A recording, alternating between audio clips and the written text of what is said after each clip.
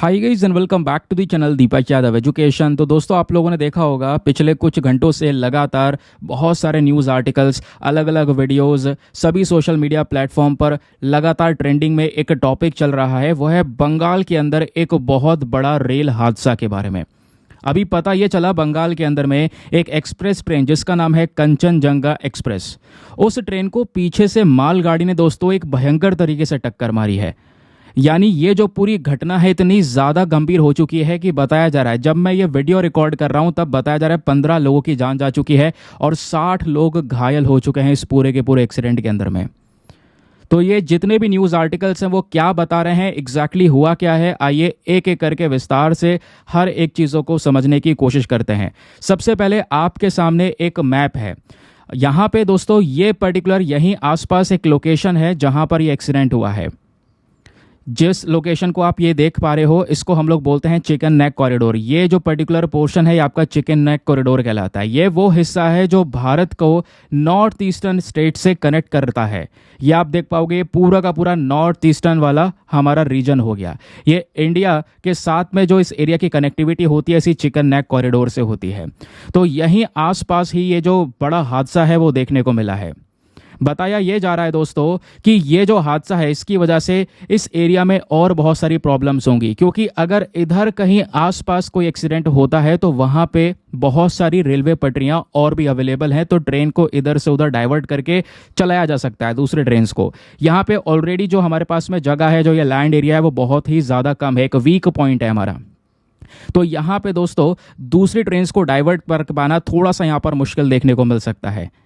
फिर उसके बाद में ढेर सारी जो इन्फॉर्मेशंस हैं वो हमको ये बता रही हैं। ये आपके सामने एक फ़ोटो है। इस फोटो में जो आपको ये येलो कलर की ट्रेन दिखाई दे रही है दोस्तों, ये कंचनजंगा एक्सप्रेस का पिछला वाला यानी सबसे लास्ट वाला डिब्बा है। और जो ये ग्रीन कलर का आपको ये दिख रहा है ये मालगाड़ी का इंजन है। तो बताया गया कि कंचनजंगा एक्सप्रेस खड़ी थी वहीं पर, जलपाईगुड़ी जो स्टेशन है न्यू जलपाईगुड़ी उसके पास में ही खड़ी थी, और पीछे से यहाँ पर कह सकते हो मालगाड़ी आई और आते आते सीधा यहाँ पर इस पर एक टक्कर मारती है।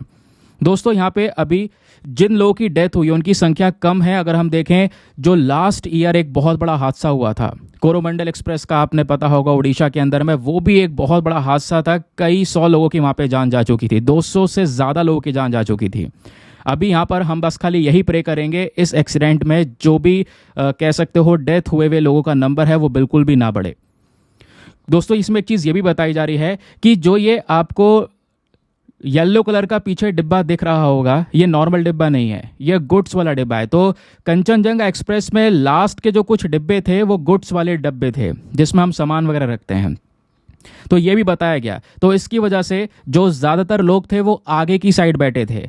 तो ये जो अभी यहाँ पर पैसेंजर ट्रेन ने ये जो गुड्स वाली ट्रेन ने जो मालगाड़ी ने यहाँ पर टक्कर मारी है कंचनजंगा के पीछे, तो पीछे पीछे दोस्तों ज़्यादा अफेक्ट हुआ है। ये आप यहाँ पर देख पाएंगे पीछे वाले डब्बे पे ज़्यादा इम्पैक्ट पड़ा है, और पीछे आपको ये दिख रहा होगा ये जो मालगाड़ी है उसके डिब्बे भी सारे के सारे बिखर गए हैं। ये फोटोज़ सभी सोशल मीडिया पर आज के समय पर ट्रेंड कर रहे हैं। यहाँ पे सवाल ये उठ रहा है आखिरकार हुआ क्या। अभी इसके ऊपर बहुत सारी इन्वेस्टिगेशंस और भी होनी बाकी है, उन इन्वेस्टिगेशंस में हमको पता चलेगा एग्जैक्टली हुआ क्या। लेकिन अभी दोस्तों ये बताया जा रहा है जो पीछे से आ रही मालगाड़ी थी वो ऑब्वियसली एक ही पटरी पे होगी, जिस पटरी पे आगे कंचनजंगा एक्सप्रेस खड़ी होगी पीछे मालगाड़ी आ रही है सेम पटरी पे। अब उसके लिए बीच में सिग्नल्स लगे होते हैं, तो बीच में सिग्नल दिया गया होगा, लेकिन यहाँ पे जो मालगाड़ी है उसने उस सिग्नल को फॉलो नहीं किया, वो उसको ओवरशूट कर गए। तो मालगाड़ी जब उस सिग्नल को ओवरशूट कर गई, उसको पता नहीं चला उस सिग्नल के बारे में, तो सीधा यहाँ पर आगे जाकर कंचनजंगा एक्सप्रेस उसी पटरी पर खड़ी हुई थी। पीछे से आके दोस्तों यहाँ पर इस टक्कर के लगने की वजह से ये सारे भयानक दृश्य आज के समय पर हम सभी लोगों को दिखाई पड़ रहे हैं। दोस्तों बताया जा रहा है कि जो ये कंचनजंगा एक्सप्रेस है ये एक डेली ट्रेन है। ये सिलचर वाला जो हिस्सा है नॉर्थ ईस्टर्न सिटीज़ की जब हम लोग बात कर रहे हैं तो वहाँ पे सिलचर को कनेक्ट करता है बंगाल के साथ में, ठीक है, अगरतला के साथ में। ये इन सब की कनेक्टिविटी बना के रखता है। जो टूरिस्ट हैं वो भी यहाँ पर दार्जिलिंग वगैरह ट्रैवल करते हैं तो इस कंचनजंगा एक्सप्रेस का सबसे ज़्यादा इस्तेमाल करते हैं। फिर अभी यहाँ पर हमारे लिए सबसे पहला जो प्रश्न है वो ये निकल कर आता है, ऐसा कब तक चलता रहेगा। लास्ट ईयर भी हमने देखा, अभी कुछ ही महीनों में ही दोस्तों यहाँ पर एक और भयानक इसी प्रकार का सेम इंसिडेंट दोबारा से हमको देखने को मिल रहा है। हमारी जो फर्स्ट प्रायोरिटी है, हम जो एडवांस ट्रेन के ऊपर काम कर रहे हैं, डेफिनेटली उन सभी चीज़ों की हमको ज़रूरत है, लेकिन उससे ज़्यादा दोस्तों हमें अपनी जो प्रायोरिटी रखनी होगी, जो नॉर्मल ट्रेन्स हैं उनकी कंडीशंस को इम्प्रूव करने में हमें थोड़े और ट्रैक्स ऐड करने होंगे और बहुत सारा यहाँ पर काम करने की ज़रूरत है। हम डेफिनेटली नई चीज़ों पे काम करेंगे, चीज़ों को अपग्रेड करना बनता है, समय के साथ में अपडेट करना बनता है, नई ट्रेन्स लाना बनता है, लेकिन जो नॉर्मल कंडीशंस वाली ट्रेन है इनके ऊपर सबसे पहला स्पेशल फोकस करना यहाँ पे बहुत ही ज़्यादा ज़रूरी है। अभी जो ये हादसा हुआ इसके बाद सभी लोग के ट्वीट आए हैं। जो हमारे रेलवे मिनिस्टर हैं अश्विनी वैष्णव जी, ठीक है, अश्विनी वैष्णव, उनका भी यहाँ पर ट्वीट आया है। सभी लोग के यहाँ पर ट्वीट आपको देखने को मिलेंगे। प्रधानमंत्री नरेंद्र मोदी ने एक एक्स ग्रीशा जो अमाउंट है वो भी यहाँ पर अनाउंस कर दिया है। बताया गया है कि लगभग 10 लाख रुपए का जो एक्स ग्रीशा अमाउंट है वो अनाउंस किया गया विक्टिम्स के लिए। ये भी यहाँ पर जो इन्फॉर्मेशन है वो अभी के समय पर चल रही है। उसके अलावा दोस्तों क्वेश्चन यहाँ पर यह उठता है, जिस कवच की हम बात कर रहे थे लंबे समय पहले, आपको पता होगा जो हमारे रेलवे मिनिस्टर हैं उन्होंने कवच सिस्टम को इंट्रोड्यूस किया, सभी को दिखाया कि कवच सिस्टम एक वो सिस्टम है जो 2 ट्रेनों को आपस में टकराने से रोकेगा। तो जब हमारे पास में वो टेक्नोलॉजी अवेलेबल है तो सभी जगह पर हम उसको इम्प्लीमेंट क्यों नहीं कर रहे हैं? तो सभी जगह पर उसको जल्द से जल्द लागू करने की ज़रूरत है। और ये चीज़ें हमें लास्ट ईयर में सीख लेनी चाहिए थी जब हमने ओडिशा के अंदर ये पूरा हादसा देखा था। और तभी यहाँ पे अगर हम इसको अच्छी तरीके से या तेज़ी से इसको इम्प्लीमेंट करने के ऊपर काम करते तो शायद ये हादसा हमको ना देखने को मिलता।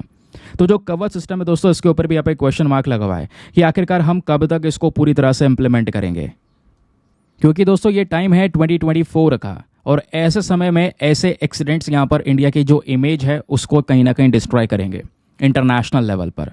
वो फिर हमारी टेक्नोलॉजी के ऊपर भी यहाँ पे कई सारे क्वेश्चन उठाएंगे, क्योंकि हमने कवच के बारे में इंट्रोड्यूस किया, दुनिया भर में आर्टिकल्स की चर्चा हुई कि कवच सिस्टम क्या है, कैसे 2 ट्रेन्स को आपस में टकराने से रोकेगा, बट उसके बाद ये इंसिडेंट्स बिल्कुल भी नहीं दिखने चाहिए थे। अभी रेलवेज़ में हमको बहुत सारी सुधार की ज़रूरत है जिसको जल्द से जल्द यहाँ पे इम्प्लीमेंट करना होगा। और जैसे मैंने आपको बोला कि हमारी जो सबसे पहली प्रायोरिटी होनी चाहिए कि जो अभी के समय पर ट्रेन्स अवेलेबल हैं, नॉर्मल ट्रेन्स अवेलेबल हैं, उनकी कंडीशंस को इम्प्रूव करना, यहाँ पर स्थिति को सुधारना होगा, क्योंकि जो नॉर्मल लोग हैं वो ज़्यादातर इन्हीं ट्रेन से ट्रैवल कर रहे हैं। नई ट्रेन्स बिल्कुल ज़रूरी हैं, समय के साथ में अपडेट होना ज़रूरी है, फिर से बोल रहा हूँ, बट जो अटमोस्ट प्रायोरिटी और रिक्वायरमेंट है वो यहाँ पर यही होनी चाहिए कि जो अभी के समय पर ट्रेन्स अवेलेबल हैं आपके पास में, उनकी कंडीशंस को इम्प्रूव करो, लोगों की सेफ्टी के ऊपर काम करो। और जो एक कंचनजंगा एक्सप्रेस है दोस्तों, एक लंबे रूट की ट्रेन भी है, क्योंकि जैसे मैंने आपको स्टार्टिंग में बताया था, सिलचर से सियालदा रेलवे स्टेशन तक यहाँ पर ये कनेक्टिविटी को बनाती है, और इस पूरे डिस्टेंस को कवर करने में लगभग पूरा का पूरा 1 दिन लग जाता है। तो इस पूरे डिस्टेंस को कवर करने में काफ़ी लंबे समय लगता है। टूरिस्ट इस एरिया में ट्रैवल करते हैं, डेली बेसिस पे चलने वाली ट्रेन है, तो हमें यहाँ पर बहुत सारे प्रोटेक्शंस की बहुत ज़्यादा ज़रूरत है। तो लगातार एक न्यूज़ चर्चा में बनी थी, सोचा आपके साथ में यहाँ पर डिस्कस किया जाए।